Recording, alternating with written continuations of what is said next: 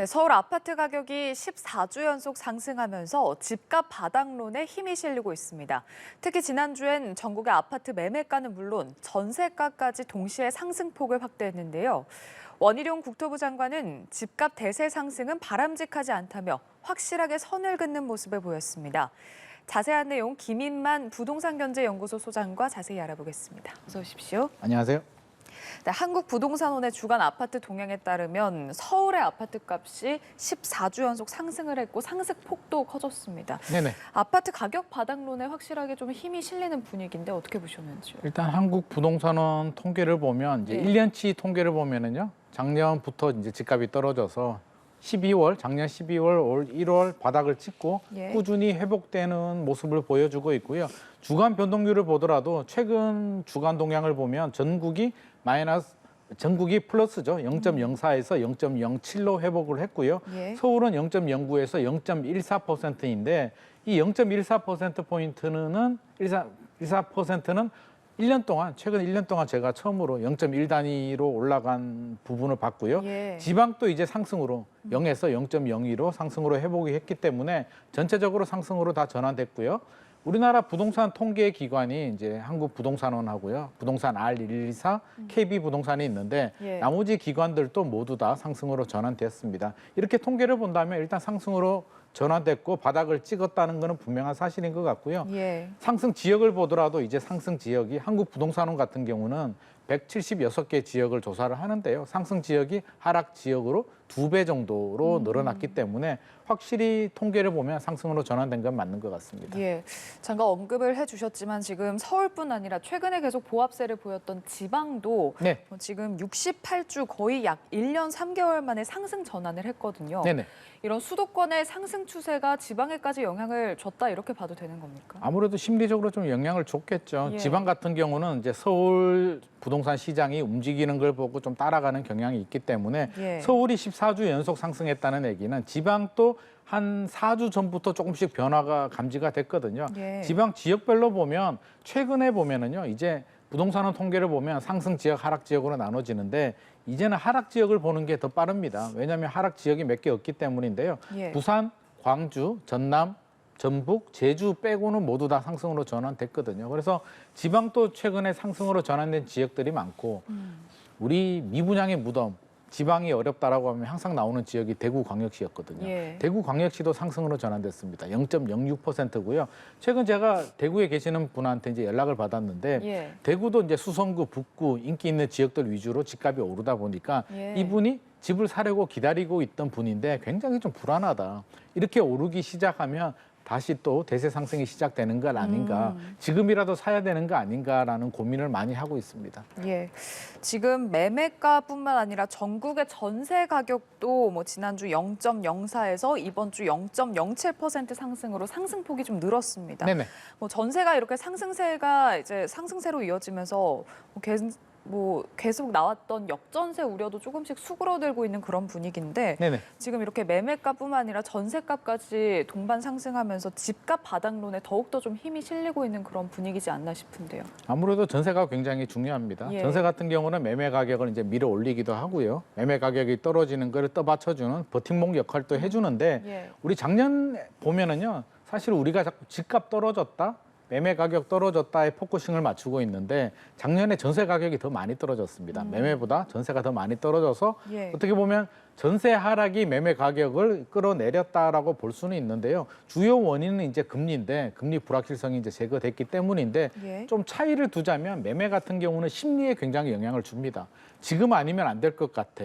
내가 지금 사야 돼라는 불안 심리 때문에 매수자들이 들어오는데 예. 전세 시장은 이런 심리보다는 논리, 계산에 좀 더 집중을 하고 있거든요. 대출이자 부담이 최근에 좀 작년보다는 좀 줄어든 상황이고요. 여러 가지 분위기 때문에 월세에서 전세로 전환되는 수요들이 늘어나고 있고 우리가 깡통 전세라고 하죠. 이제 빌라 오피스텔 같은 경우는 여전히 깡통 전세 우려가 있기 때문에 이 빌라 오피스텔 시장의 수요자들이 아파트 수요로 넘어오면서 아파트 같은 경우는 조금씩 회복세를 보이고 있어서 일각에서는 올해 역전세가 굉장히 더 심해지면서 전세 가격이 떨어질 거라고 했는데 지금 분위기를 보면 전세 가격이 오히려 올라가고 있고요. 지방 또 통계가 이제 전세도 플러스로 전환이 됐기 때문에 당분간은 역전세 이야기는 나오지 않을 것 같습니다. 예. 가계빚은 올해 2분기에만 9조 5천억 원이 늘었습니다. 네. 그러니까 부동산 시장 반등 기대감에 이제 주택 거래량이 늘면서 가계 대출이 급증을 한 건데 지금 시장에서 집값이 바닥을 찍었다라는 인식이 좀 우세한 그런 상황인 건가요? 아무래도 그렇죠. 집을 예. 사는 분들은 절대 손해보고 사고 싶은 분들은 없거든요. 아무리 실수요자라도 더 떨어지지 않을 거라는 나름대로 확신을 가졌을 때 집을 사는데 예. 규제도 많이 풀렸고요. 금리 불확실성 5주가 아니죠. 5번 연속 금리가 동결됐기 때문에 집을 사려는 매수자 입장에서는 이 정도면 더 떨어지지는 않겠다. 바닥을 확인했다라는 생각에서 지금 많이 유입이 되고 있고 예. 이렇게 거래량이 늘어나다 보니까 당연 자연스럽게 이제 가계부채도 늘어나고 있는데 정책적인 영향도 있습니다. 특례 보금자리라든지 최근에 50년 만기 대출 상품이 나오면서 DSR은 여전히 적용이 되지만 DSR을 살짝 회피하는 이런 대출 상품들이 나오면서 대출 가계부채 증가에 조금 더 영향을 주고 있는 것 같습니다. 예, 지금 뭐 계속해서 말씀을 해주셨지만 아무래도 이제 가격 회복 기대 심리도 있고 또 부동산 시장이 회복될 조짐을 보이다 보니까 지금 그런 기대감이 계속해서 부동산 시장에 반영이 되고 있는 그런 상황인데요. 그럼에도 불구하고 현재 이러한 상승 기류를 대세로 보기는 아직은 좀 이르다라는 지적도 있습니다. 이 부분에 대해서 어떻게 보시는지요? 저도 공감하는 부분이고요. 제가 이제 최근에 현장 모니터링을 많이 하고 있는데요. 예. 서울 강남도 그렇고 마포, 판교, 분당, 동탄, 송도까지 제가 모니터링을 해보면 현장 분위기는 조금 다릅니다. 뭐가 다르냐면 예. 우리 통계를 보면 바닥 찍고 올라간다, 몇 주 연속 상승이다, 막 이런 통계들이 나오는데 현장에 가서 부동산 중개사 사장님들 이야기를 들어보면 매수 문의가 좀 줄었다. 오히려 상반기보다 좀 줄어들었고 오히려 예. 관망세가 짙어지고 있다. 거래가 잘 안 되고 있다라는 말씀을 하시거든요. 그 이유가 뭐냐면 상반기에 2, 3억 정도 상승을 했죠. 바닥 찍고 상승을 했는데 예. 지금 가격에서 더 따라가려면 결국에는 추가 상승의 여지가 있어야 되는데 금리가 생각보다 빨리 떨어지지 않는다. 이거 언제 떨어지지? 내년에라도 금리가 인하로 전환될까 하는 약간 걱정이 되고 있고 예. 여전히 집값 상승에 대한 그 부담. 작년에 좀 떨어졌다가 올해 다시 좀 올랐잖아요. 2, 3억 예. 정도 오르다 보니까 이거 지금 사가지고 크게 남는 것도 없겠다라는 불안함? 또 최근에 미국이라든지 특히 중국 경제가 여러 가지 불안하다는 뉴스들이 나오다 보니까 예. 이러다가 다시 또 금리 올라가는 거 아닌가 하는 좀 불안한 마음이 있어서 최근에는 약간 좀 관망세가 짙어지고 있는 상황입니다. 하반기 전망을 봤을 때 좀 관망세가 짙어지고 있다 이렇게 말씀을 해주셨는데 지금 이렇게 집값은 계속 들썩이고 있고 또 지표로도 나오고 있는 상황인데 공인중개사들이 줄폐업하고 있다라는 소식이 들려오거든요. 어떤 네네. 이유 때문인가요? 공인중개사 폐업률이 이제 휴업 폐업률이 신규 개설보다도 더 늘어났습니다. 작년 예. 같은 경우는 신규 개설이 한 40% 이상이 됐는데요. 지금은 이제 폐업률이 한 16% 정도가 더 늘어났는데 그 이유를 살펴보면 예. 우리는 통계는 항상 이게 우리 반평균이 학교 다닐 때 반평균이 80점이라고 해가지고요. 내 성적이 80점이 나오는 게 아니잖아요. 95점이 나올 수도 있고요. 60점이 나올 수도 있는데 서울 통계만 보면 0.14% 상승이다라고 나오지만 서울도 지역별로 편차가 있고요. 압구정이나 반포나 강남 일부 지역들이 거래와 상승을 주도하고 있는 상황이기 때문에 전체적인 시장 자체가 굉장히 뜨겁고 막 거래가 굉장히 활발한 상황은 아닙니다. 예. 중개사 입장에서 보면 작년부터 거래가 감소돼서 어려웠죠. 그러면 1년 정도 참았는데 지금 또 크게 개선될 여지가 보이지 않고 있기 때문에 크게 거래가 늘어나지 않는 지역 위주로 지금 폐업이 늘어나고 있는 상황입니다. 예. 자, 한편 원희룡 국토교통부 장관도 이런 집값 반등에 속단을 하지 말아라라고 하면서 시장 공급은 꾸준히 진행된다라는 신호를 보내겠다라고 밝혔습니다. 실제로 가격 상승을 좀 완만하게 조절하겠다라는 의미일 텐데 네. 그렇다면 실제 이 정부가 공급 신호를 주는 게 부동산 시장에 어느 정도 영향을 줄 거라고 보시는지요? 원희룡 장관님께서 이제 말씀하신 부분은 그런 맥락으로 우리가 보셔야 될 것 같습니다. 올 초는 굉장히 차가웠잖아요. 예. 지나치게 냉각이 됐기 때문에 정부 입장에서는 경착륙은 막아야 되죠. 가파르게 떨어지는 걸 막아야 됩니다. PF 대출이 문제가 되고요. 금융시장이 문제가 되기 때문인데 최근에는 분위기가 약간 좀 미지근해진 분위기로 보시면 될 것 같고요. 이 정도는 괜찮은데 여기서 더 과열이 돼서 뜨거워진다면 또 다른 문제가 발생할 수도 있습니다. 지금 국토부 입장에서는 지금 상황에서 뜨거워지는 단계로 넘어가는 걸 굉장히 좀 경계하는 분위기고요.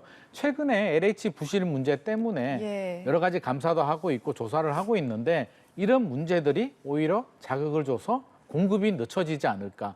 공급 차질이 생긴다면 아파트는 심리라고 했잖아요. 야, 공급이 부족해지면 앞으로 집값이 더 올라간다라는 그런 심리가 확산이 되면 이게 다시 상승으로 전환될 가능성도 있기 때문에 이 연결고리를 차단하기 위해서 공급은 차질대로 진행을 하겠다. 걱정하지 마라라는 신호를 주고 있습니다. 예.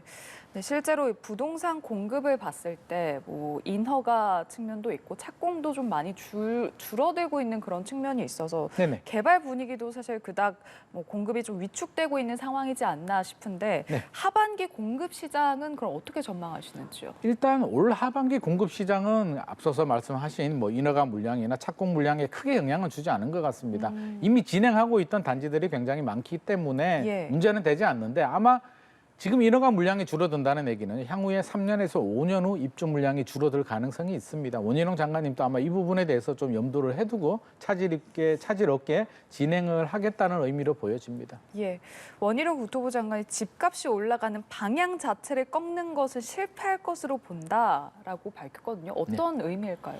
이게 뭐 적극적인 개입하기는 쉽지 않습니다. 지금 변수라고 한다면 이제 금리 변수가 있고요, 전세가 있고 이제 규제가 있는데 지금 잘못 건드리게 되면은요 추석 지나고 이제 10월인데 10월 부동산 시장 흐름이 내년 4월 총선까지 이어질 수도 있습니다.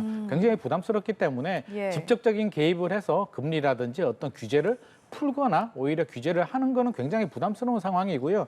원희룡 장관께서 뭐 미세한 조정을 하겠다라고 했는데 이게 무슨 의미냐면 일단 공급은 차질 없이 진행한다라는 시그널을 줄 것이고요. 예. 최근에 PF 대출 때문에 건설회사들이 연장이 안 된다든지 금리가 올라서 오히려 이런 부분이 공급을 하려고 했는데 민간에서 공급을 못하는 경우들이 있는데 이런 금융 지원을 통해서 좀 표시 안 나게 좀 공급을 늘리는데 좀 지원을 해주겠다. 간접 지원을 해주겠다는 의미이지 직접적으로 시장에 개입을 해서 어떻게 뭐 규제를 푼다든지 이런 의미는 아닌 것 같습니다. 예.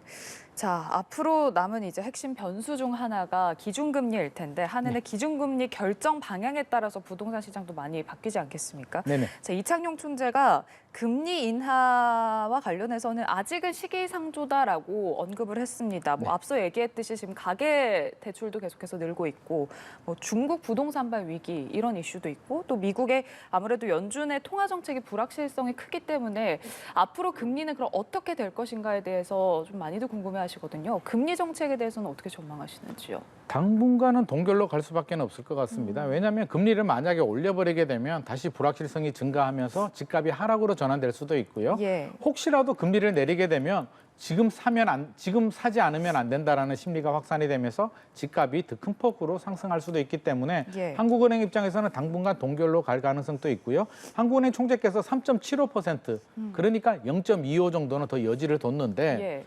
지금 작년만 하더라도요. 올 하반기 되면 금리 인하되지 않을까라는 기대감이 있었는데 올 하반기는 아무리 찾아봐도 인하 가능성은 없을 것 같고요. 지금 분위기라면 내년 상반기에도 인하되기 쉽지 않을 것 같습니다. 특히 중국발 불확실성이 굉장히 큰 상황인데 예. 중국 부동산 시장이 크게 흔들리게 되면 금융시장이 우리나라 금융시장, 글로벌 금융시장에도 영향을 주면서 환율에도 문제를 주기 때문에 이런 여러 가지 영향 때문에 한국은행이 오히려 0.25 정도 금리를 올릴 수는 있는데요.